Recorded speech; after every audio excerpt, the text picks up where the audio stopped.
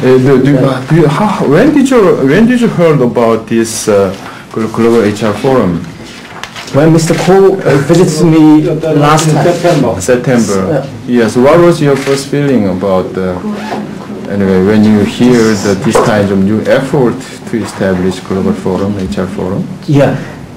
First of all, I think this is a very encouraging sign. I mean that a country like Korea and its government, and yesterday I met people from universities, yes, academics, are really seriously investigate this issue, and also invite people, professionals from outside to discuss and talk about it. I think Korea is also living in a very competitive environment. Yes. If you look at from the industrial point of view, okay, between Japan and China.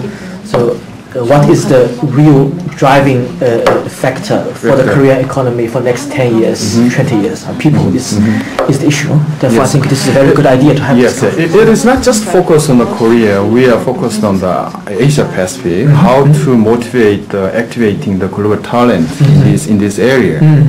So in this area, we also think that there should be some cooperation between among the country also to activating the global talent. So it is the purpose is not just focus on Korea, Asia Pacific especially. Do you know why you with so many people interviewed this? I'm surprised a little bit. Maybe it is the purpose why we conducted this kind of interview. The first, this global HR forum, the main theme or main topic is global talent. How to develop, how to cultivate the global talent in this area. So we try to find out who are the best practice, or who are the role model. So we finally found out that you are the model. So would you explain your personal career or history? Yes, the kind of thing. It is somewhat interesting. Okay, that's very kind of you to say that and invite me to talk about myself. I was born in China. Yes, I heard. I lived in China until I was 22, and completed my university in Shanghai, and then I went to Germany. As a student. What was your major at that time? I studied education. Education? So it has something to do with human resources. Oh, really? And political science. Political science. And Anglo-American study. Great. I learned German first. German, yes. And then I studied there in Cologne. That's one of the major cities in Germany, western part of Germany. And finished my study end of 1997. 1997. Thank you. And then I went back to China. I worked in Asia for the Wyatt Group, that was our former parent company, for 6 years. Okay. For the first 3 years, I was in charge of human resources for the Wyatt Group in China. Which was fast growing at that time. Yes. And for the last 3 years, 2001 to 2004, I was in charge of human resources for the region. Asia Pacific. So similar topic like people development in the region, how you could move people across the country. Were very, very interesting. And in that role, I was working for one of the buyer business, that's polymer business. 2,000 people in the region and 14 countries. So mid of 2004, I was moved back to Germany. And since then, the last 2.5 years, I'm in charge of human resources for this LANXESS, as it's a global head of human resources. Yes, great. And it's a company of around $9 billion sales and 18,000 employees. Okay, very interesting history. And maybe you can speak. How many languages can you speak? No, unfortunately, not too many. I speak rather good. Chinese. Chinese, of course. Okay. I speak Shanghai dialect. Shanghai dialect if necessary, and I can understand Cantonese, but I cannot speak. And then I speak English and German. English and German. Oh, great. I would have loved to speak maybe French or Spanish, but I cannot, unfortunately. Okay. At the moment, no time. So, okay, yesterday when we one of the speakers emphasized that family education is fundamentally important to be a good global leader.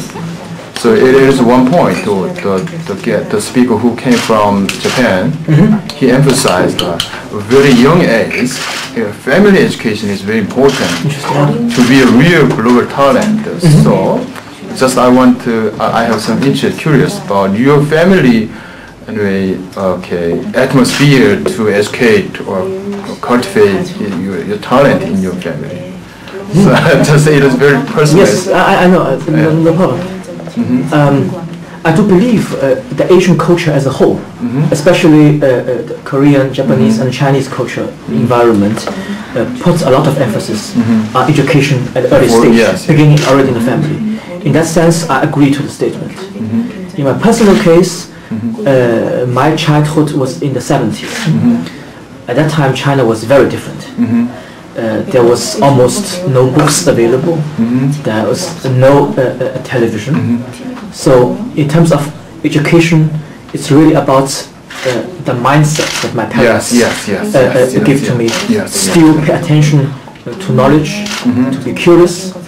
Although everything was limited, you do not have access to books. There was of course no computer, nothing like this. But the habit to learn, even with very limited resources, maybe only 10 books, but then you really use every book very carefully, understand it. This is a habit issue. I think this is trained or educated in my family, like in many other families.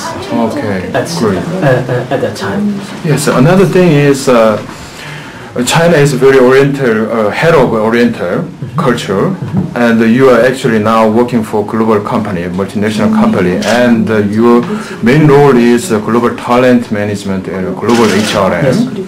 So there are so many different kinds of culture in your company. How do you? What kinds of factors influence you to manage this kind of diversity of different cultures?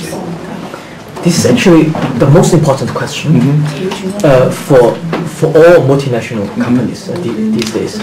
Also, this afternoon, in my speech to the conference, I'm going to talk about this as well.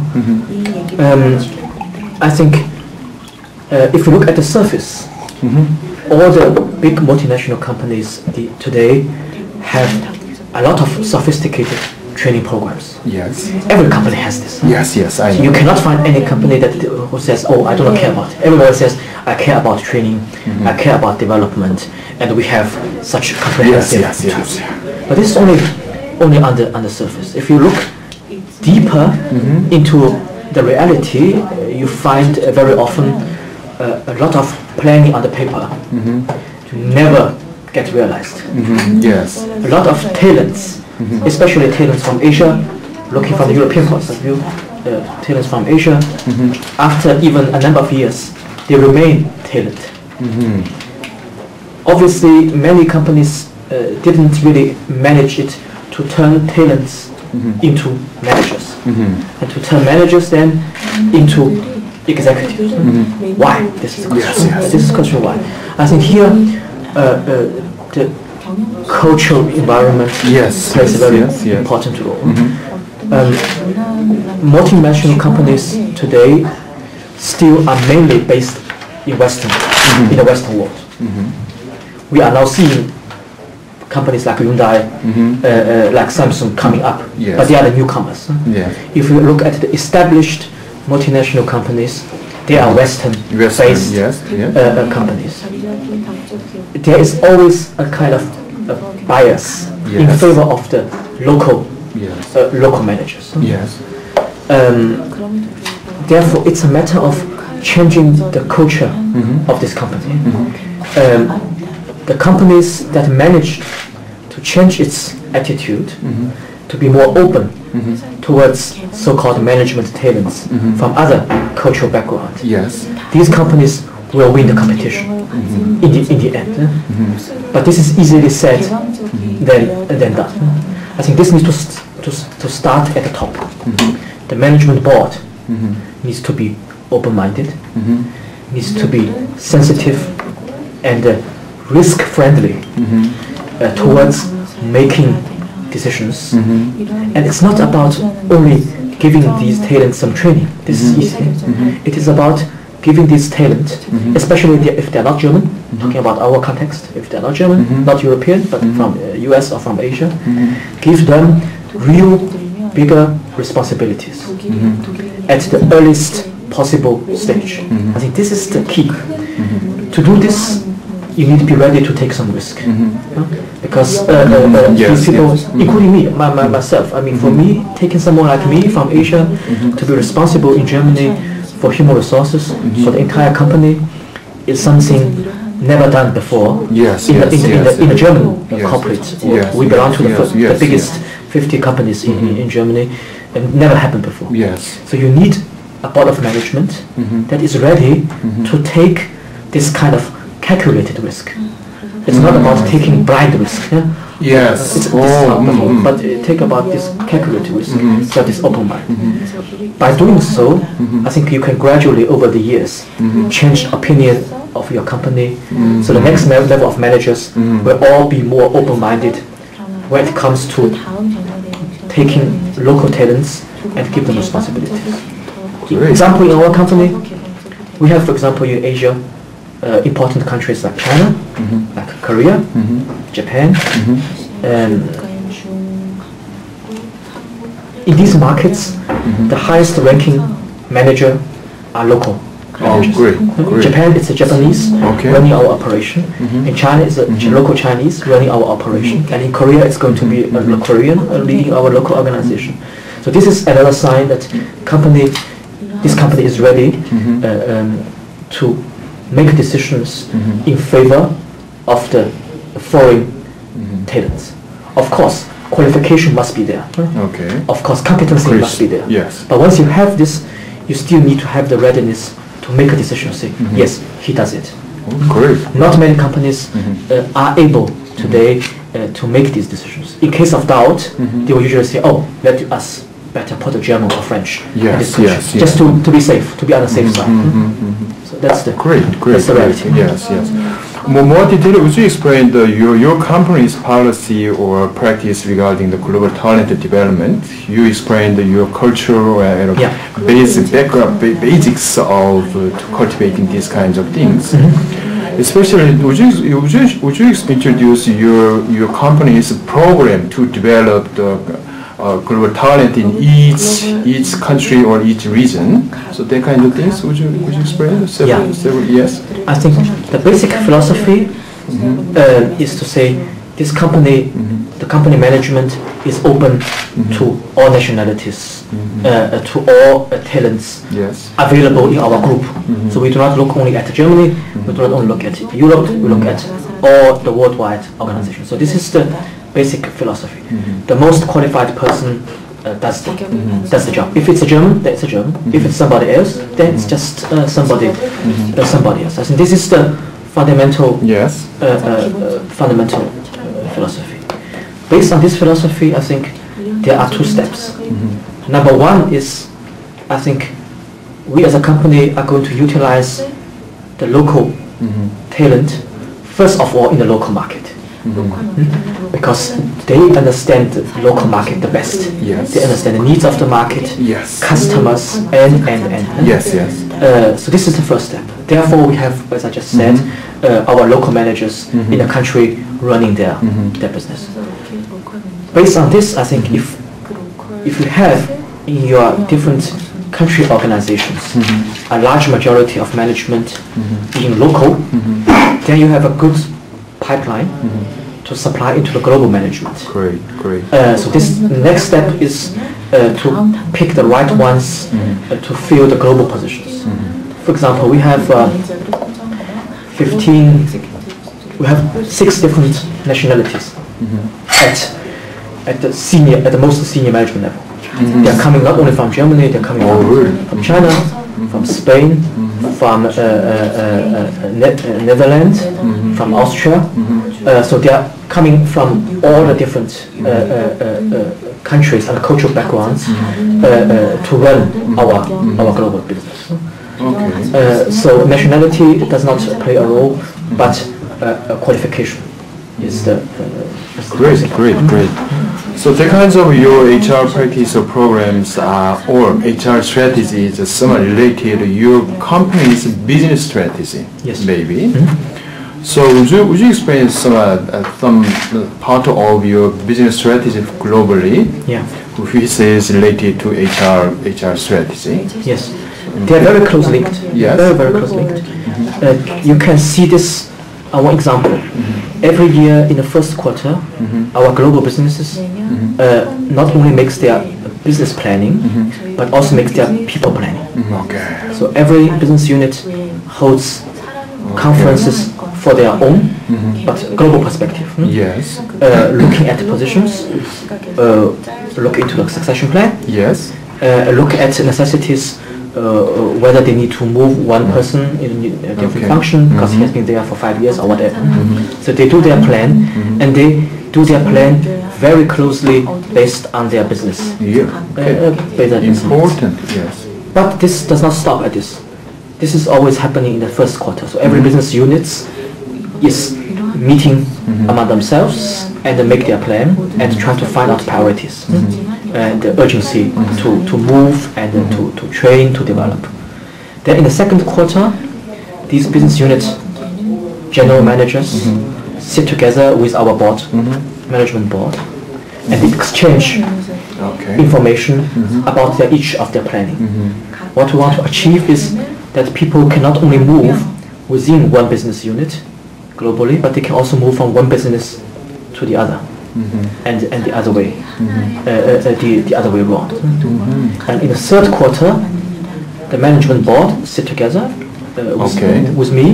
Then we discuss the top 50 positions in the world, in our LANXESS world, about their performance and about their succession planning and any other issues. So it's if you want, it's a 3-tier system, beginning with first quarter. Prepare the foundations, facts. Into the second quarter, exchange information from unit to unit. Yes. And it ends usually in the third quarter at the global level.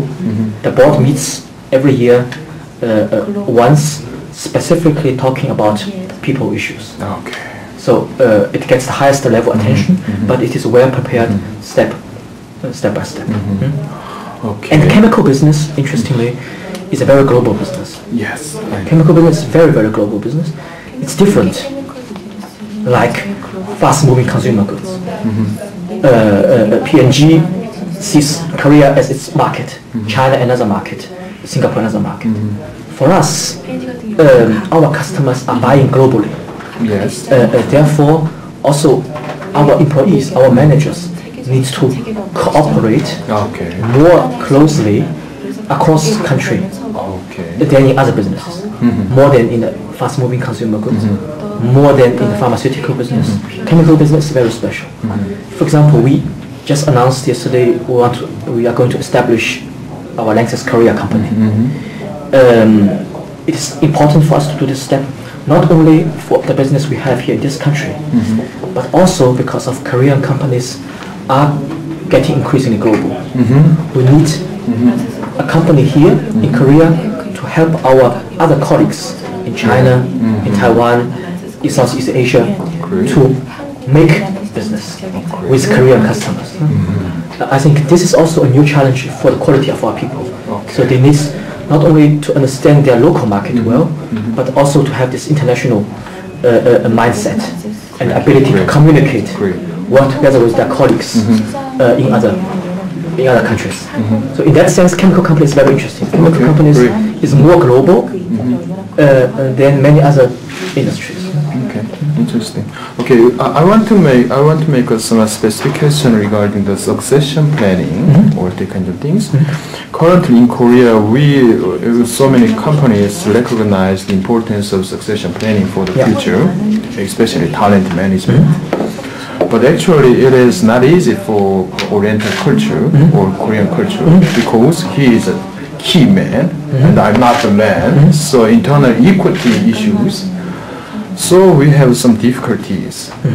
So would you make some recommendation for this situation? How to make the kinds of succession planning or key talent management in this culture?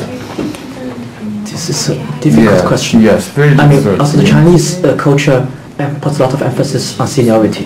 Yes, Korea is also. Japanese also. I think these countries all face the same issue. But I think there are two things which you need to keep the balance. One is respect your cultural root. Okay, respect your cultural root.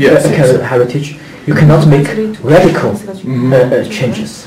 On the other hand, I think also people here need to be aware that this kind of philosophy needs to develop further. You cannot only make succession planning, promotion plans only on seniority. Yes. This is no longer going to work, and this does not fit into the modern management philosophy. Yes, yeah. Therefore, the most important thing is qualification. Qualification needs to be there, and if there is a rather young guy who can do this job the best, then company should consider giving him or her a chance instead of only look at seniority. As far as I can tell, I was in Japan several months ago. I think also Japanese companies are gradually adapting their formerly very strict seniority principle to be a more open, in process of selection and succession planning. I would hope very much that the Korean companies, and I'm confident the Korean companies will do similar things in future, because this is just simple necessity today to manage business. Okay. Another question is, Wyatt Korea is a long history in Korea, and you operate a lot of business in this area. So would you explain what kinds of HR issue or anyway talent issues in Korea when you operate in your business in Korea, or general HR issues in your company in Korea? Would you explain some things about that? I had personally already since some years interactions with our Korean colleagues. Yesterday I had a conversation with the head of Wyatt Korea here in this country. He confirmed once again my impression. We have here very qualified and competent employees, both at management level as well as at the frontline sales or in-house service functions. I think all in all the quality has been high and has been consistently high, and the people are very hardworking here, like in many of the Asian countries. I think what maybe is lacking is the number of candidates that are willing and capable. The two things: willing and capable of carrying responsibilities beyond Korean context.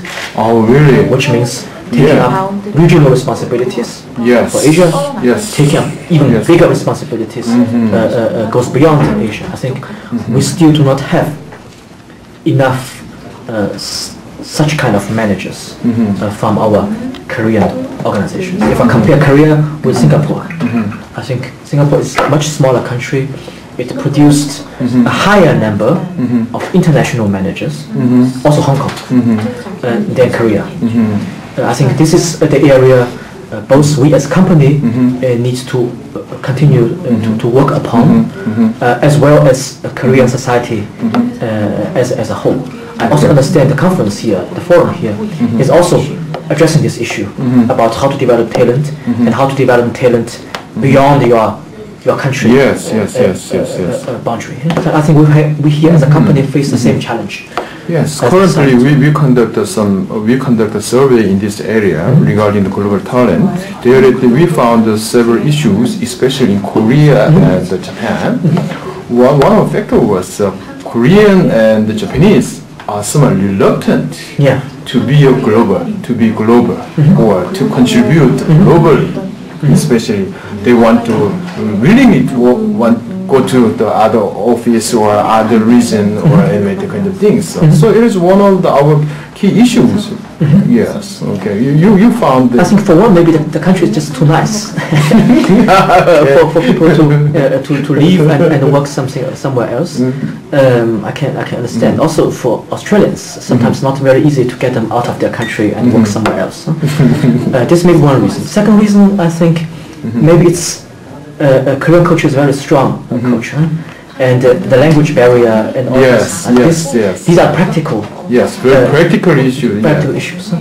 And I think we do not need to expect too many people to be willing to do this. But I think in the economy like Korea, which is very advanced, in the OECD and so on and so forth, this economy needs to produce at least a small group of people that are willing and capable of operating worldwide.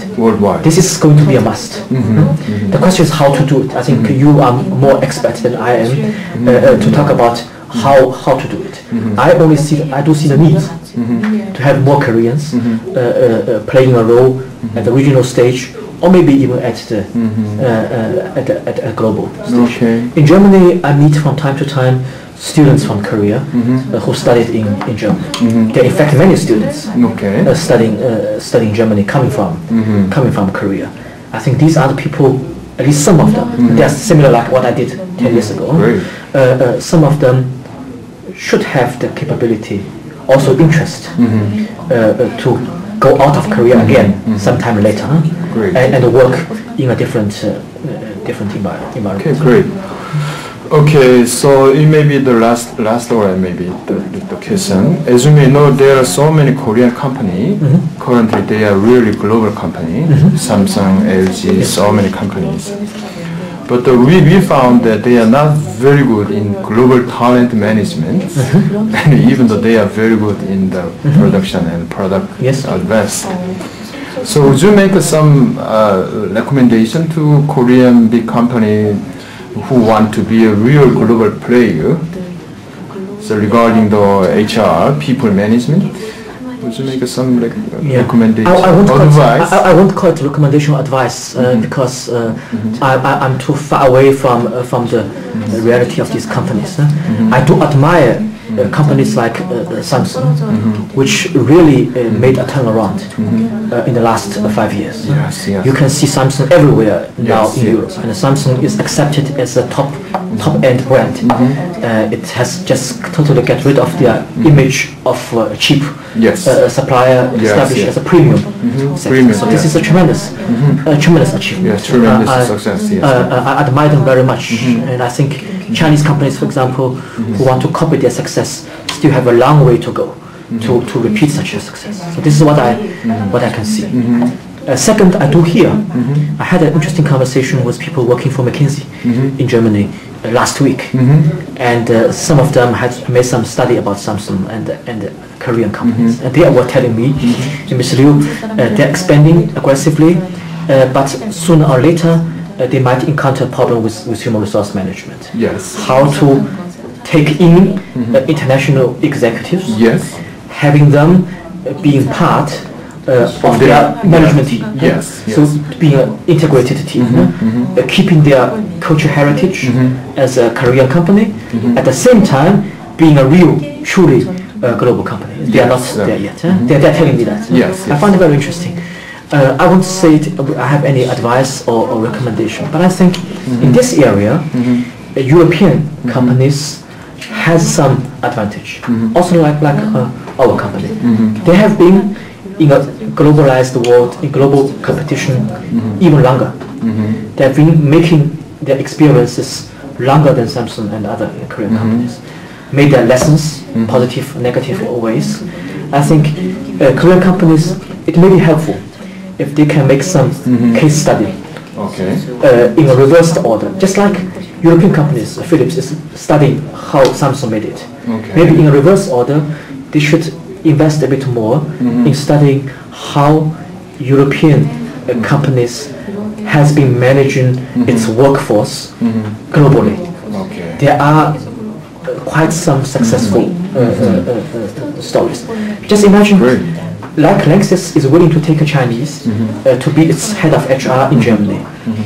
Samsung needs to ask itself, is he ready sometime down the road to take over, let's say, an American or a German to be its head of human resources here in headquarters? Every company needs to ask this question and find its own solutions for it. To give advice is too much, but I think this is a question that companies like Samsung and others need to consider and address seriously if they want to stay competitive, successful, and sustainable success. Yes, sustainable success. In future, human element plays a very critical role. Especially if you are making business or large part of your sales turnover is outside Korea. Yes. You have to have global managers or international managers in your top team. That's the only way to stay in touch with the overseas markets, to stay in touch with employees overseas. I think the challenge is the same. The answers will be very individual. Great. Thank you. I want to make last question. So when we started this interview, you mentioned about this HR forum. It is this year. It is the first HR forum, just starting. But our purpose goal is how to make a co-work between the government, university, and company to develop real global talent and across the region, country. Would you show me your expectation and or recommendation how to develop this HR forum? It is just started now. How we can improve already in the future? Next year. I think I attended yesterday evening's reception was very impressive and a lot of participation from the politicians, which shows to me that also the government pays attention. Emphasis on this topic. I think what is maybe slightly underrepresented is the company side. If I look at the participants list, if I look at the speakers, the majority of them comes from universities, professors, or from the government institutions.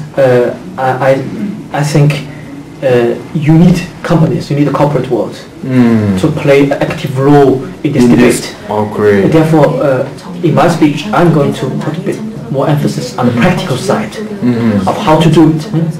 I mean, to agree on principles, it's very easy. And these principles are valid everywhere. But really to do it, how to execute? How to execute it. And to talk about the barriers in the reality. There are a lot of barriers in the reality. This is more interesting. So it's, I think, to give a commitment, official commitment, political commitment is important, but it should not stay only with political commitment. If you want to have concrete results, you need to have more participants from the corporate world, both from human resources professionals, but also from CEOs of companies, because these guys make the most important HR decisions. If next year or if the next forum comes up, I would wish that the organizers could invite more companies. These are hands-on people. They know the reality, and then you have a more interesting and a challenging discussions. After all, most of these talents will be absorbed by the companies. They will not be absorbed by the universities. They will go into the companies, and they will have to live with the reality of the company and find their way upwards and step by step. Great recommendation. Your point is very critical. Okay, thank you very much. Okay, reporter, is it enough? Okay. No. But this were a lot of interesting questions. I mean, this also questions that concerns me a lot, not only for my own company, for my own function, but also it goes beyond one company. It is a very global issue. As I'm saying, multinational companies seems to be on the surface are the driving force of globalization. But internally, many of these companies haven't really finished their own homework yet. They have yet to become a real global company. They are driving the globalization, but internally they still haven't finished, especially in the mind. Yes. Of globalization. Critical issues, So especially. everybody says, talent, yes, talent, important. Yes. But you look at the board level, your executive level managers, most of them are local people, are Germans, French, English people. Where are the international talents? You do not see very often. So this is a lot of big gap between promise and commitment and the reality. Great. Yeah? You are very energetic. No, I don't. Very, yes, focused. Yes, I'm very impressed by it. Yeah, I enjoy my job. I think this is, but I hope at the moment I have a quite a prominent role because nobody in Germany, there's no Chinese doing similar jobs. But I hope very much in 5 years' time there will be others, whether it's Japanese, Koreans, Thai, or Chinese, doing even more senior jobs in the European business. This will be my hope. I'm lucky in this position, and I try to raise awareness that European companies need more people like me. It should not only stop with Mr. Liu, it should go further. And I hope very much that in 5 years' time there will be more people in your board or anyway? Yes, at board level, headquarter, real decision makers in European companies, especially because so many European companies want to expand their business in Asia. And with time, they will need to have senior managers working in European headquarters to help them to run this part of the business. Therefore, I talk to the media, I try to raise this awareness, but I talk even more intensively to our own people to say, give them bigger job to do. Let us try. Even if you are of the opinion they are not there yet, but give them, this is the best way to develop people. Much better than give them training. Is to give them a real responsibility. Great.